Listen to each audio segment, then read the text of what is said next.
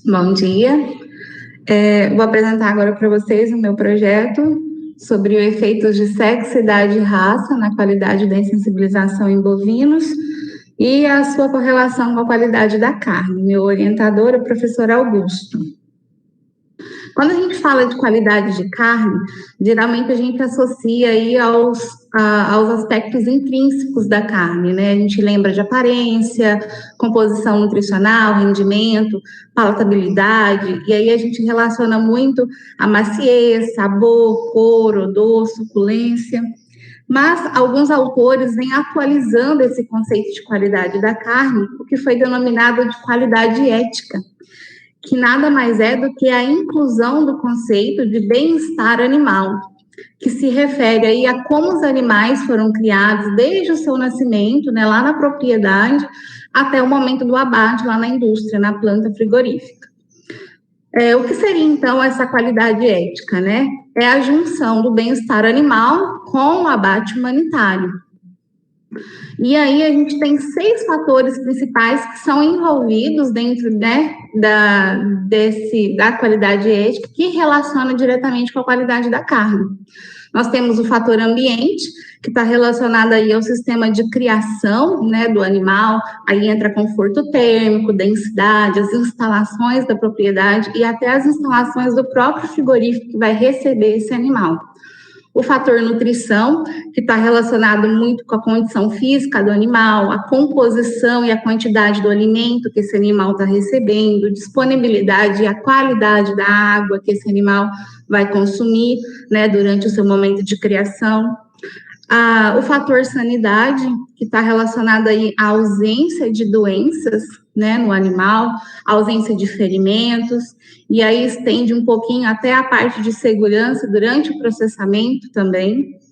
O fator manejo, que está ricamente aí discutido na literatura, né, que aí entra a forma como os animais reagem durante a criação, na propriedade e no momento pré-abate, diretamente relacionado aí ao estresse, né, que é condicionado ao animal.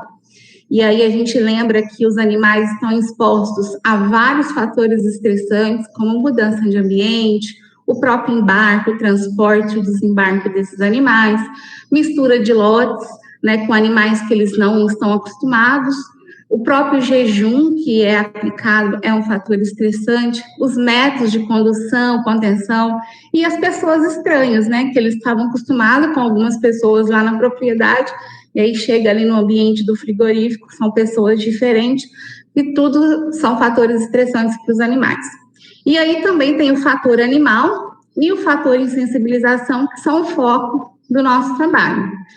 Referente ao fator animal, são aqueles fatores, né, que caracterizam, são fatores de características individuais do animal, no nosso caso, os bovinos. E aí entra a parte de raça, idade, sexo, né, que pode influenciar aí a susceptibilidade ao estresse e, consequentemente, a qualidade da carne. Esse fator ele é muito bem discutido aí em aves, em suínos, né? Mas em animais de grande porte, né, como os bovinos, esse fator ainda é pouco discutido e abordado na literatura. E o próximo fator, né, insensibilização, principalmente os métodos utilizados de insensibilização, que afeta e está diretamente ligado ao bem-estar animal, é considerado um fator ético e ele está relacionado ao estresse agudo, né, que o animal sofre ali no momento da morte, relacionado à dor, ao medo que o animal está passando, que são estresses ali, fatores estressantes agudos ali no momento da morte. Então, o que é insensibilização bovina? Nada mais é do que o atordoamento do animal. A gente costuma chamar na rotina de abate que é como se fosse uma anestesia para a morte, né? O animal não morre na insensibilização, ele morre na sangria por hipovolemia. No Brasil, a gente tem 2 métodos principais de insensibilização, que é com pistola pneumática. Temos a com penetração e a sem penetração. É como se fosse uma arma mesmo, onde é aplicado na interseção do X imaginário, né, na cabeça do animal, como mostra ali na foto. E essa pistola, ela tem que estar perpendicular à cabeça do animal, né, formando um ângulo de 90 graus, para que o parafuso, né, seja capaz de romper ali o couro, né, a pele do animal, atravessar ali a estrutura óssea e atingir a estrutura do tecido encefálico para causar a insensibilização no animal. Para que isso aconteça, essa pistola tem que estar numa pressão adequada. Quando a gente fala de pistola pneumática com penetração, que é a mais utilizada, né, nas plantas frigoríficas comerciais, essa pressão ela tem que estar aí de 160 a 190 libras, que é um pouco discutido quando a gente vai avaliar em loco, né? Tem alguns lotes que a gente consegue uma insensibilização com pressão até menor que isso, menor que 160. Alguns lotes a gente consegue, nem com a pressão de 190 a gente consegue uma boa insensibilização. Então, quando há dados, né, que a gente consegue correlacionar a insensibilização ali com a pressão da pistola, adequar isso ao lote que vai ser abatido, minimiza aí o estresse que o animal vai sofrer no momento da morte e pode melhorar aí a qualidade da carne, né, que a indústria está processando. Quando a gente fala de pistola sem penetração, essa pressão ela tem que ser um pouquinho maior, justamente porque você não vai ter ali, né, nenhuma lesão no tecido encefálico. Então, a literatura traz para nós que tem que ser uma pressão aí de 190 a 245 libras, mais ou menos. Outro fator muito importante é a contenção da cabeça desses animais, né? Alguns boxes em plantas comerciais apenas limitam o espaço do animal, e aí o animal fica móvel lá dentro. Então, na hora que o operador, por mais treinado que ele seja, tenta atingir o alvo correto, né, o animal está móvel ali, ele sabe que ele vai morrer, ele está sentindo o cheiro de sangue, há o fator medo ali envolvido, então ele vai mexer a cabeça e muitas das vezes o tiro, né, o disparo não é no local correto, e aí ele vai ter um outro fator estressante que é a dor.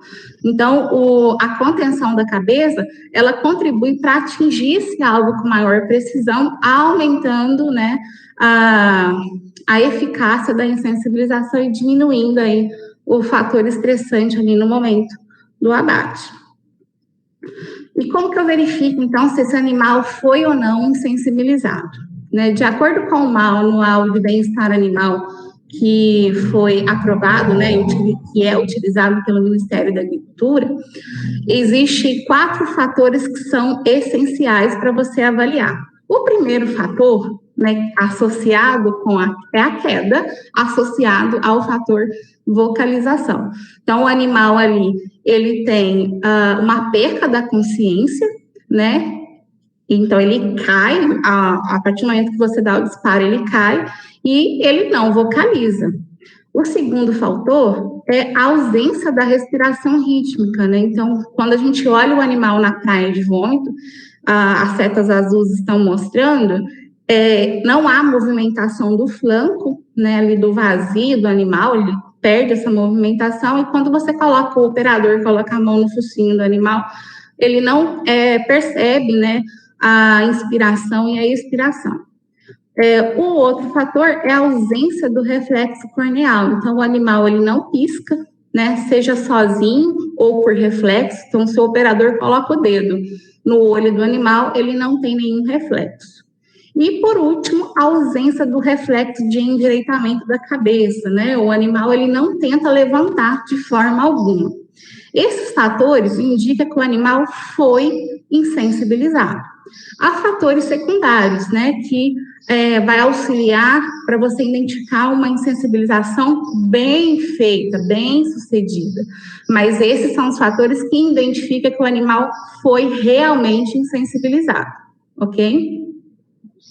Então, o que é, então, a qualidade ética, né? É a junção aí do bem-estar animal, né, com o abate humanitário, que nada mais é que uma interseção positiva entre 3 elos: pessoas, que está diretamente relacionado ao manejo desses animais, os próprios animais e as instalações, que reúne ali tanto a parte de ambiente, quanto a parte do frigorífico, equipamentos, né, de uma forma geral, que está diretamente ligada à qualidade da carne que vai para a mesa do consumidor. Lembrando que nós somos consumidores, né, e a falta de comprometimento pode levar à produção de carne de baixa qualidade e perdas significativas no valor da carcaça. Quando o animal é insensibilizado, então, né, imediatamente é feita a sangria desse animal.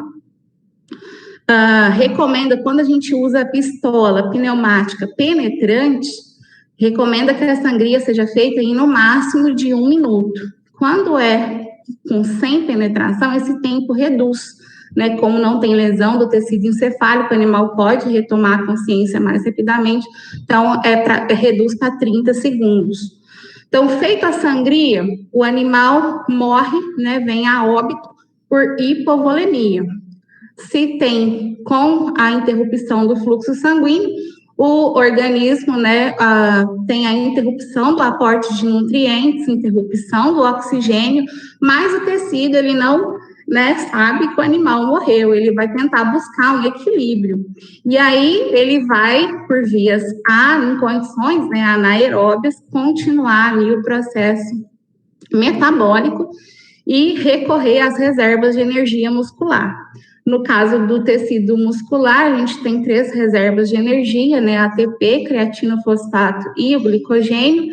Creatinofosfato e ATP em menor quantidade, rapidamente consumida pelo tecido, e glicogênio em maior quantidade, que é convertido em ácido lático, responsável pela redução do pH, né? Pela acidificação ali do tecido. Justamente porque com a interrupção do fluxo sanguíneo, a gente tem um acúmulo do metabólito no tecido. Então, o que acontece ali no pós-mortem? A gente tem, então, uma redução de creatina, fosfato e ATP, um aumento de ácido lático, né, pela conversão de glicogênio, e responsável, né, que é responsável pela redução do pH. Em bovinos, o pH aí em torno de 7 nas primeiras 5 horas, cai por volta de 6,4 a 6,8, e aí o pH final, né, 24 horas, de 5,5 a 5,8, que é o pH esperado aí para carne bovina. Diferenças, né, anomalias nessa queda de pH, vai aí resultar na carne DFD ou na carne PSE, que está diretamente, né, correlacionada à quantidade de glicogênio, de reserva de glicogênio que tem ali no tecido muscular no momento da morte do animal. Em animais de grande porte, né, como os bovinos, prevalece a carne DFD, né, do inglês dark, firm, dry, uma carne seca, firme e dura, onde ele gastou essa reserva ali no pré-abate, então chega no momento do abate, não tem pouco ou não tem, né, ou já está esgotado o glicogênio muscular, então não vai ter glicogênio suficiente para a acidificação da carne, o pH fica elevado. Ao contrário da condição PSE, onde ele tem glicogênio ali no tecido, juntamente com o fator estressante agudo, né, há uma conversão ali do glicogênio em ácido lático, juntamente com o fator temperatura, né, da carne que está alta, e aí eu tenho uma queda alta, uma rápida queda do pH nas primeiras horas do abate, e aí eu vou ter a condição PSE. Aqui a gente tem um exemplo, né, numa foto, não sei se vai dar para perceber direitinho, mas de uma carne DFD, uma carne normal e uma carne PSE, né, onde a gente percebe ali a coloração mais escura, né, da carne DFD em relação à carne PSE. Em resumo, então, a carne DFD, ela tem um pH mais elevado, ela favorece ali a proliferação de bactérias deteriorantes. A proteína é pouco desnaturada, porque a carne ela tem maior capacidade de retenção de água, né? Então a água está mais ligada às proteínas miofibrilares, principalmente. E aí a carne ela tem um melhor rendimento, mas ela tem uma coloração mais escura, né? A superfície também fica mais seca, justamente por conta dessa água estar fortemente ligada. Ao contrário da carne na condição PSE, onde eu tenho aí um pH mais baixo, que favorece a conservação da carne, mas, por outro lado, né, a gente tem uma maior desnaturação proteica, uma baixa capacidade de retenção de água, e aí a gente vai ter uma perda por gotejamento, e a coloração ela fica mais pálida. Como a gente já falou, em bovinos prevalece a condição DFD e a condição PSE, ela não é muito abordada na literatura para animais de grande porte. Mas ambos, né, tanto a condição PSE como a condição DFD, ela resulta aí num impacto econômico, né, e no rendimento da carcaça e na qualidade dos produtos derivados. O que a gente observa, então, numa rotina de abate, né? Bovinos fêmeas tem maior dificuldade de sensibilização, juntamente, né, com animais mais velhos e aqueles de raças europeias e com aptidão leiteira. Ambos têm uma maior dificuldade de sensibilização. E, como a gente já falou, a insensibilização, ela é um fator estressante no momento da morte do animal, e pode estar relacionada a uma condição de carne PSE e que não é abordada na indústria justamente porque prevalece a condição DFD em animais de grande porte. Somado a isso, a gente tem falta de profissionais aptos e qualificados para avaliação em loco da insensibilização desses animais. E quando a gente tem esses profissionais, essa mão de obra, ela é cara, né, principalmente para esses estabelecimentos de menor porte. E a legislação, né, ela traz para nós que estabelecimentos de menor porte são aqueles que abatem até 100 cabeças diárias, que geralmente são inspecionados pelo Serviço de Inspeção Estadual e Municipal, e segundo dados do IBGE, no primeiro semestre de 2020, compreende 81,6% do Brasil. Então, assim, a grande maioria dos nossos estabelecimentos de abate são inspecionados por indústrias de menor porte, que não têm, né, condições de avaliar o seu lote, ou ter um profissional ali para avaliar o seu lote, e pode ter, né, uma maior perca econômica dentro do seu processo de abate por uma questão simplesmente de verificação ali do seu processo de abate, né, de insensibilização, que pode estar diretamente relacionado à sua qualidade da carne. E, em contrapartida, a legislação também, a literatura, não traz informações que possam auxiliar a indústria no seu sistema de insensibilização, juntamente, né, associando, né, com a qualidade da carne, de acordo com esse lote que vai ser abatido, tendo em vista essas observações empíricas que a indústria, que a rotina de abate traz para nós.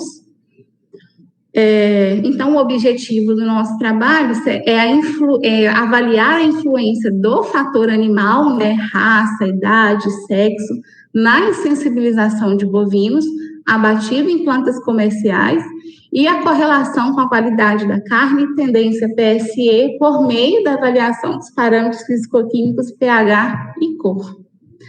Essas foram as referências, né, utilizadas para a elaboração da apresentação, e se tiver alguma dúvida, estou à disposição.